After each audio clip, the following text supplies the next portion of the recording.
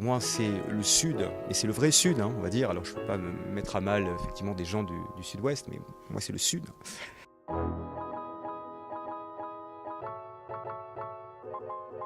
L'enquête quantitative a été réalisée auprès de 1052 jeunes du territoire Toulon-Provence-Méditerranée, tous âgés entre 15 et 29 ans.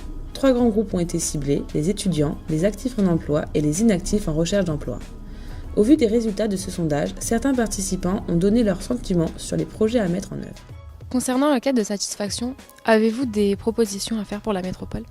Cette enquête a révélé la vérité exprimée par les jeunes, c'est leur vérité. Il y a un certain nombre d'enseignements à tirer. Et pour les actions, le Conseil de développement va mettre en place un atelier jeunesse pour que ceux-ci puissent participer à nos travaux. Et nous allons maintenant décortiquer cette enquête dans le moindre détail pour en tirer des pistes d'action. Il va falloir construire une politique jeunesse et co-construire avec les autres partenaires. Voilà, la métropole n'est pas seule, elle s'articule et elle doit s'articuler. Et ça, c'est très important avec le conseil départemental, avec les communautés de communes, avec les communes aussi, et puis la région. Travailler en équipe et puis décloisonner aussi, bien sûr, puisqu'on accueille une population dans toutes ces problématiques et dans tous ses atouts. Donc valoriser les atouts et amoindrir les problématiques, ça devrait être une mission essentielle de la métropole. Je pense que le point qu'il faudrait travailler, c'est la communication. Lors d'ailleurs d'un événement, j'avais rencontré un directeur d'établissement, je ne me souviens plus lequel, et qui m'avait indiqué justement qu'il y avait plein d'événements qui se passaient à Toulon, qu'il y avait plein de loisirs, que la culture était présente, mais qu'il manquait un relais peut-être entre les jeunes et les organisateurs. Et alors moi, la proposition, c'est peut-être aussi de remettre en avant, c'est déjà fait, mais peut-être d'une autre façon, tout ce qui est bureau des étudiants, association étudiants, etc. Et vraiment de transmettre l'information au-delà des réseaux sociaux et je dirais d'Internet.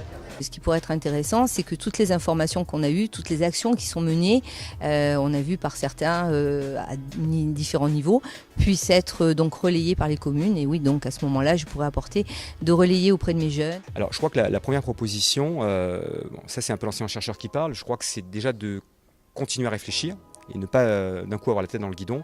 La première phase quantitative est extrêmement intéressante en termes de résultats. Maintenant, il va falloir croiser effectivement un certain nombre de données qui ont été produites. Et la deuxième phase, mais je pense qui va plutôt bien fonctionner, c'est d'aller peut-être sur une étude qualitative, c'est-à-dire avec des entretiens en profondeur, des focus group réalisés auprès de jeunes, pour savoir effectivement les raisons pour lesquelles ces résultats sont tels qu'ils sont. Je pense que la communication est un levier important à mettre en place.